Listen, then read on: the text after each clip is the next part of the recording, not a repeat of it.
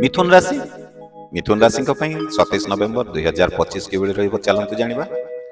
ଆଜିର ଦିନ ଚିନ୍ତାଧାରାରେ ସ୍ପଷ୍ଟତା ଏବଂ ନୂତନ ଦୃଷ୍ଟି ମାନ୍ୟତା ଆସିବ। କାର୍ଯ୍ୟକ୍ଷେତ୍ରରେ ଆପଣଙ୍କର ଦ୍ରୁତ ଗତିରେ ଅଗ୍ରଗତି ଦେଖିବେ। ପରିବାରରେ କୌଣସି ମଧୁର ଘଟଣା ଆଜି ଆପଣଙ୍କ ପାଇଁ ଘଟିପାରେ। ଆର୍ଥିକ ପକ୍ଷରେ ଛୋଟ ଲାଭର ମଧ୍ୟ ଆଶା ହୋଇପାରେ। ମିତ୍ରଙ୍କ ସହ ପୁରୁଣା ସମସ୍ୟା ଆଜି ଆପଣଙ୍କର ସମାଧାନ ହେବ। କାର୍ଯ୍ୟସ୍ଥଳରେ ଆପଣଙ୍କର ପ୍ରତିଭା ସ୍ପଷ୍ଟ ହୋଇପାରେ। ନୂଆ ଯୋଜନା ଆଜି ମନକୁ ବହୁତ ପ୍ରେରଣା ଦେବ। ଯଦି ଯାତ୍ରା କରୁଛନ୍ତି ଯାତ୍ରା ପାଇଁ ଆପଣଙ୍କ ପାଇଁ ଭଲ ସମ୍ବାଦ ମିଳିପାରେ। ପ୍ରେମ ସମ୍ପର୍କରେ ବିଶ୍ୱାସ ବଢ଼ିବାର ସୁନ୍ଦର ଯୋଗ ରହିଛି। ସ୍ୱାସ୍ଥ୍ୟରେ ହାଲକା ସତର୍କତା ଆଜି ଆପଣଙ୍କୁ ଆବଶ୍ୟକ।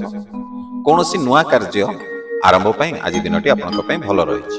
ବଡ଼ଙ୍କର ଆଶୀର୍ବାଦରେ ଆଜି ମାନସିକ ଶକ୍ତି ମଧ୍ୟ ଆପଣଙ୍କର ବଢ଼ିବ।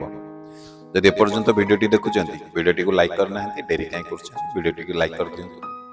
ଆପଣଙ୍କୁ ମାତ୍ର ଗୋଟିଏ ସେକେଣ୍ଡ ଲାଗିବ, କ୍ଲିକ୍ କରିଦେବେ, ଭିଡ଼ିଓଟି ଲାଇକ୍ ହେଇଯିବ। ସେ ଗୋଟିଏ କ୍ଲିକ୍ ଗୋଟିଏ ଲାଇକ୍ ଆମକୁ ଉତ୍ସାହ ପ୍ରେରଣା ଦେବ ଆପଣମାନଙ୍କ ପାଇଁ ଏମିତି ନୂଆ ନୂଆ ଭିଡ଼ିଓ ବନେଇବା ପାଇଁ। ଡେରି କରନ୍ତୁନି, ଲାଇକ୍ଟେ କରନ୍ତୁ। ଚାଲନ୍ତୁ ଭିଡ଼ିଓ ଆଗକୁ ବଢ଼େଇବା।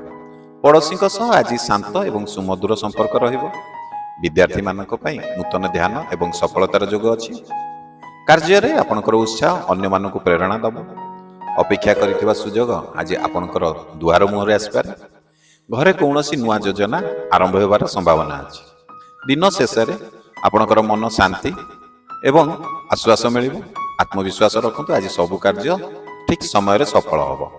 ଆଜି ଆପଣଙ୍କର କଳ୍ପନାର ଶକ୍ତି ଅସାଧାରଣ ଭାବେ କାର୍ଯ୍ୟ କରିବ। ଶୁଭ ସମୟ ଆଜି ଆପଣଙ୍କ ପାଇଁ ହେଉଛି ସକାଳ 9:25ରୁ 11:05। ଶୁଭ ରଙ୍ଗ ଆପଣଙ୍କ ପାଇଁ ହେଉଛି ହାଲକା ନୀଳ ଏବଂ ସବୁଜ। ଯଦି ଆମ ଚ୍ୟାନେଲରେ ଭିଡ଼ିଓ ଫାର୍ଷ୍ଟ ଟାଇମ୍ ଦେଖୁଛନ୍ତି ସବସ୍କ୍ରାଇବ୍ କରିନାହାନ୍ତି ତ ସବସ୍କ୍ରାଇବ୍ ଟିକେ କରିଦିଅନ୍ତୁ। ଫେସବୁକରେ ଯଦି ଦେଖୁଛନ୍ତି ଆମ ପେଜକୁ ଟିକେ ଫଲୋ କରିଦିଅନ୍ତୁ।